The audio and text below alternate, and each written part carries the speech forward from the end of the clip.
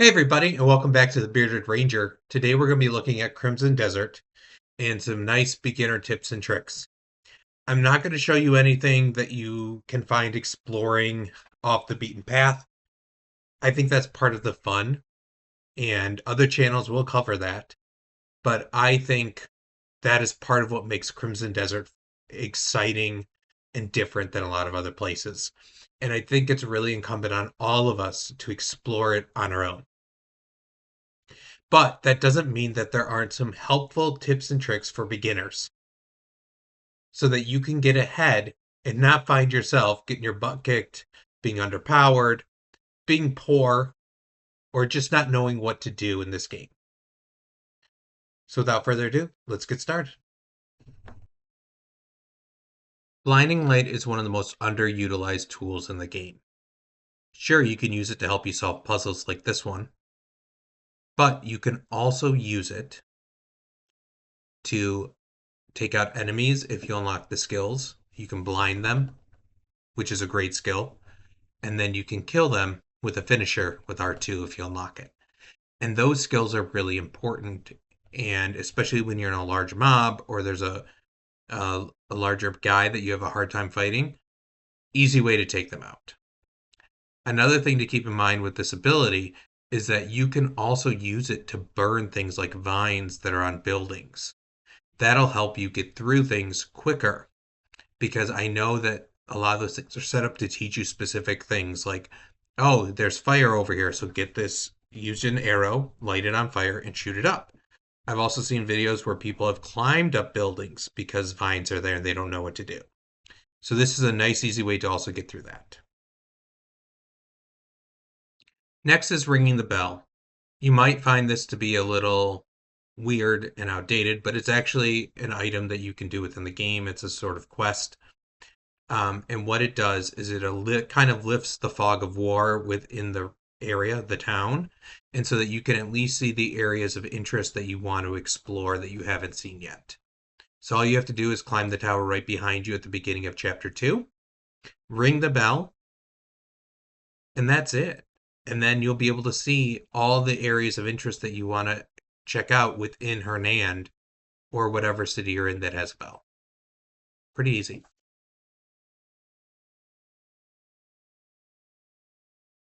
Strategic stealing is pretty important, and you can either buy a mask from this person, this dealer right here, they're kind of a black market dealer, or you can get a mask from bounty hunting on your first bounty.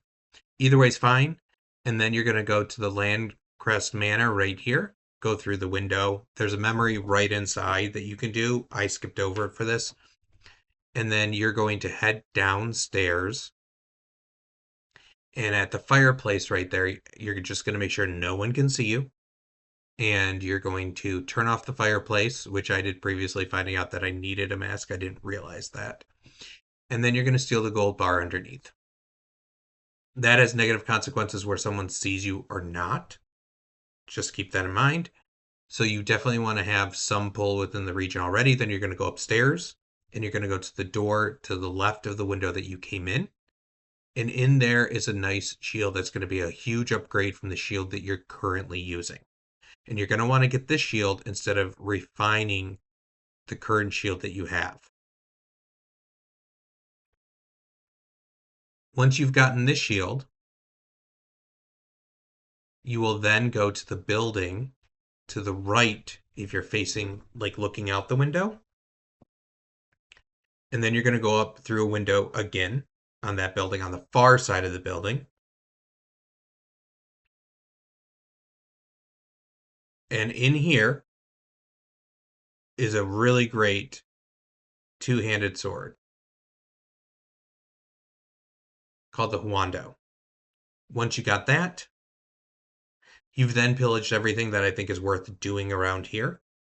So then you're going to go to the bank, and you're going to walk inside the bank and immediately go through the left door. And just keep in mind, you're going to need a key that you can also buy from that black market vendor if you haven't already acquired it. And then you're going to start pillaging all of the, the chest around there, and then the safe deposit boxes. and you're going to take all of them. But you're going to become a wanted person for a little bit with a bounty on you. So what you're going to do is you're going to sit there for a minute, let the bounty dissipate, and you'll know this when the red circle mini map is no longer red. And then you're going to head upstairs, and you're going to go in between these set of bookcases. So you're going to go upstairs, you're going to see a table and people, you're going to go to these book in between these two bookcases, and the ones on the left of you are going to have more of these safe boxes, and you're going to grab them all. And then you're going to crouch, you're going to chill there for just a little bit. Your bounty will go away again, and then you're free to go. And then what I did is I opened up all of them, and I used some of it to start, like, to hold on to, and then I used the gold bar and the leftover to buy myself a box and then to get into the bank so that I could start investing. The investment level is up to you, but it's a really great opportunity to start getting some passive wealth, because this game can potentially cost a lot of money. It's not an easy game, and a lot of aspects of it are grindy, so get ahead while you can at the beginning.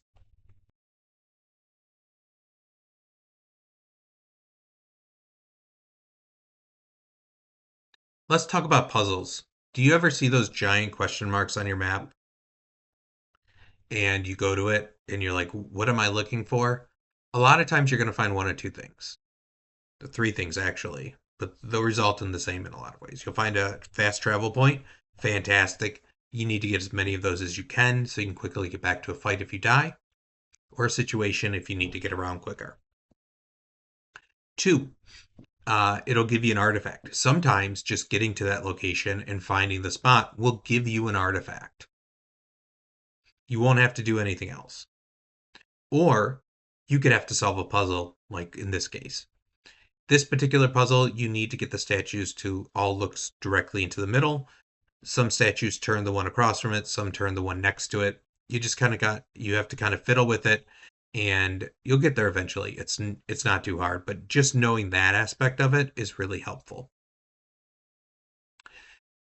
In keeping in mind with that, you also are going to stumble across puzzles that are in the world that aren't marked with a question mark, because you should do a lot of exploring in this game and go into areas that are like, oh, look, there's a crevice. It looks like it might have something. It probably does. So just keep that in mind as you explore.